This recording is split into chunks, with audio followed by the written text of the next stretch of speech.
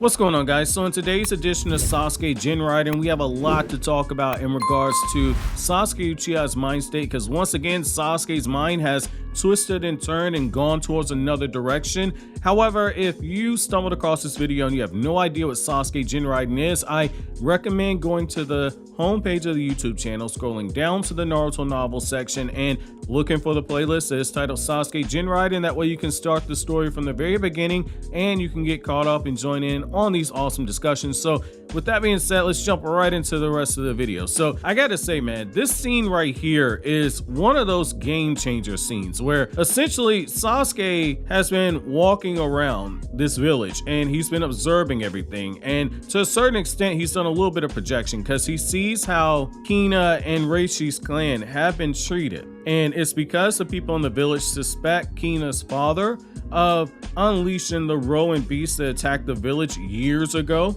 And now all of a sudden we're seeing these bodies turn up all over the place and the chakra's been drained out of them, which, like I've said before, this should really remind you of Nue, which is that creature that Kaguya created that was meant to combat the Otsutsuki that were coming. Rowan has abilities that act very similar to something like that, and Sasuke at this point in time, as he's looking around, he's starting to notice that things aren't necessarily as they appear and that there might actually be something to the villagers' suspicions. And he starts watching the older brother Reishi, the one who was making those medicines that Itachi was taking before Itachi passed away. Sasuke ends up saving Reishi very briefly when some hunters try to take his life. Sasuke throws a kunai at one of them, it ends up stabbing them in the hand, and Reishi ends up getting damaged to a point where he has to go to the hospital. What Sasuke notices is that Reishi's movements at night are movements of a ninja, and so this really grabs Sasuke's attention, and we get to a very interesting scene where Sasuke discovers the mummified corpses of new people who have had their chakra drained out, and the connection that he sees is that Reishi was the one who is in the vicinity, and Sasuke, upon seeing this, immediately just starts laughing, and he's like, hey, I get why he's doing it. Him and his brother, they're being ostracized by this village. It couldn't be me. I just would have slaughtered everybody. And we have a moment where Sasuke thinks to himself about slaughtering all the people in the Hidden Leaf Village, and we see more of that madness begin to kick in. And what's so interesting about this is that Sasuke's eyes were a few days earlier doing the very thing that Obito warned him, which is his eyes were trying to get accustomed to the Mangekyo Sharingan. And at the sight of blood, and once he starts thinking about Itachi, the Mangekyo Sharingan begins to slowly form in his eyes, and the pain is just absolutely surreal for Sasuke, because at this point in time, the Mangekyo hasn't fully manifested for Sasuke right now. And so what I like about this is that we see those chemical imbalances that Tobirama talked about, where Tobirama, when he met with Sasuke as an Edo Tensei, he told him that when the Uchiha clan awakens at Mangekyo, their brain goes through a change. Well, Sasuke right here, we're seeing parts of that change, and I'm going to be calling this video Sasuke's Madness because we see Sasuke all over the place here, and we see the rationalizing for this. So with the scene and the context finally being set, we're going to get into this installment of Sasuke Jinraiden. So it's here, I'm going to begin quoting, and then I'll come back to you guys with my thoughts, and it's here, I quote, "On the water surface, only blurred light of the insects could be distinguished. How much time had passed? Maybe 5 or 10 minutes. Probably I would have given up and gone back if I hadn't heard a scream in the silence. My body moved on its own and started running, cleaving the fog. A human-like silhouette started to emerge little by little. Shogun fireflies flew everywhere in confusion. The only thing I could see clearly was their green light. The unidentified silhouette in the distance had a curved body. It was carrying a sort of big sack on its shoulders and jumping on the tree branches, and it was coming towards me. I hid in the shadow of the tree and concealed my presence completely.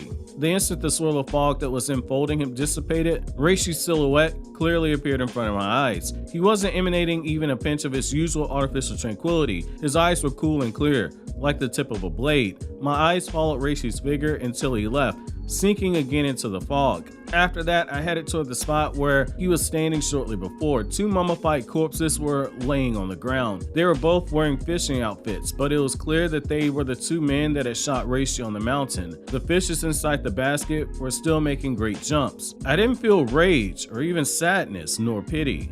The feeling I got looking down at those two bodies is only sympathy.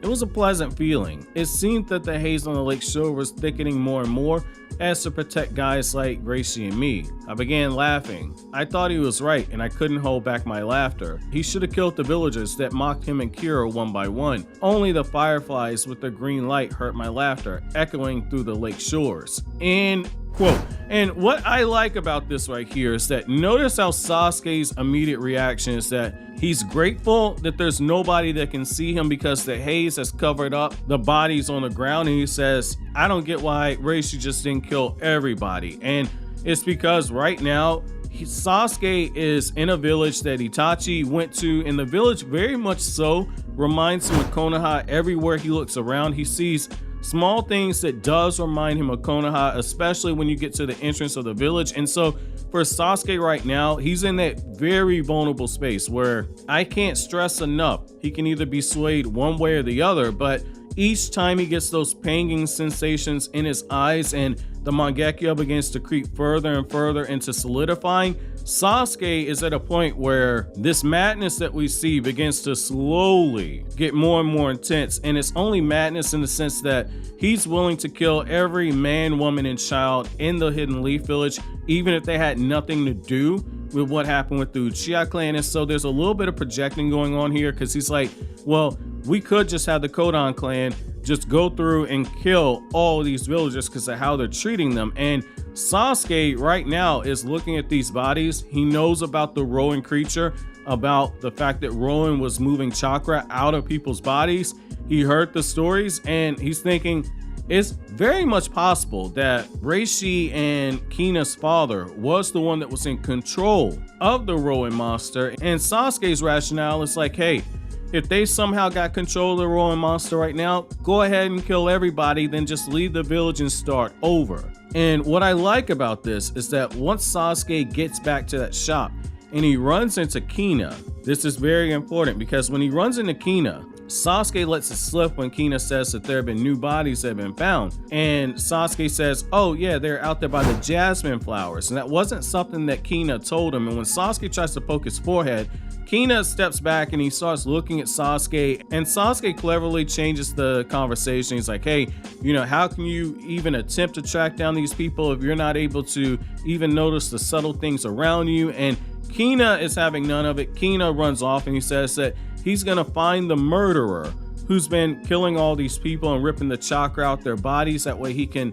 clear the name of his clan and prove that his father wasn't a monster, that his clan had nothing to do with this. And as Kina starts running off, Sasuke's looking at that hawk mask on the back of Kina's head, which that's going to be very important moving forward. However, the other thing too is that when Sasuke confronts Reishi, one of the things that Sasuke says is like, hey, I know it's been you who's been killing all these villagers. I got no problem. I don't give a damn what you do. Kill them all. I hope you make them suffer.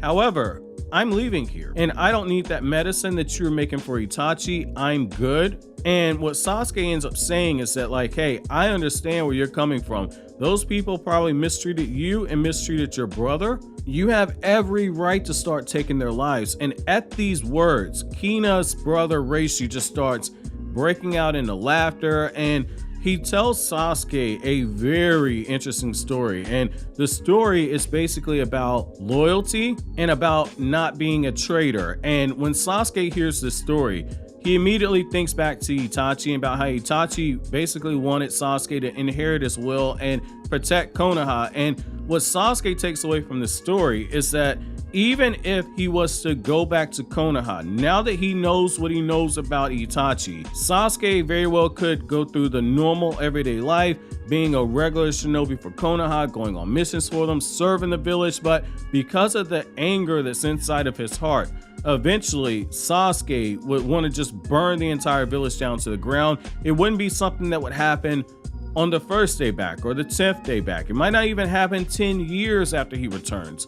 But at some point, Sasuke knows in his heart he's going to snap and he's going to destroy the village because he resents the village for everything that it put his clan through and everything that it put his brother through. And most importantly, he resents the village because of how he was forced to grow up because of what they made Itachi do by making Itachi carry out the Uchiha massacre. And so this is one of those things where Now we're seeing the other side of what Itachi warned Naruto, which is that depending on who is painting the canvas that is Sasuke Uchiha, he can either be good or bad. We're starting to see more shades of bad on this canvas than we are with the shades of good. And so now we're seeing those final steps that led us to that iconic scene where Sasuke is standing on the cliffside and he's thinking about Itachi, and his Mangekyo Sharingan fully manifests and awakens. We're seeing the final steps as we head towards that, but we're going to see a little bit more back and forth with Sasuke, because in Sasuke's heart, even though his heart is, as he describes, being burned up by Amaterasu flames, there is still a small nugget of Sasuke's morality where he knows that he's not doing the correct thing. And so when Kina ends up getting kidnapped and Kina is held hostage at the landmines where the people in this village essentially torture those shinobi from the Rain Village, we see yet again that Sasuke still has some good in him, and it's because Kina reminds him not only of Naruto, but also Kina is somebody that Sasuke learned that Itachi looked at and was looking at Kina as being a younger version of Sasuke. So my question to you guys is, how do you guys feel about Sasuke during this time? Because of the small things that he's seeing, it just reaffirms his belief that it doesn't matter if he's in Konoha for 1 day, 10 days, 10 years. Sasuke eventually would end up destroying the village because of everything that went on. Do you guys agree with that line of thinking, or do you think that with time Sasuke's heart could have been healed? Let me know down in the comment section below. But as always, guys, if you like anything I had to say, don't forget to comment, rate, subscribe, and share. Thank you so much for watching to the end. Have an awesome day, guys.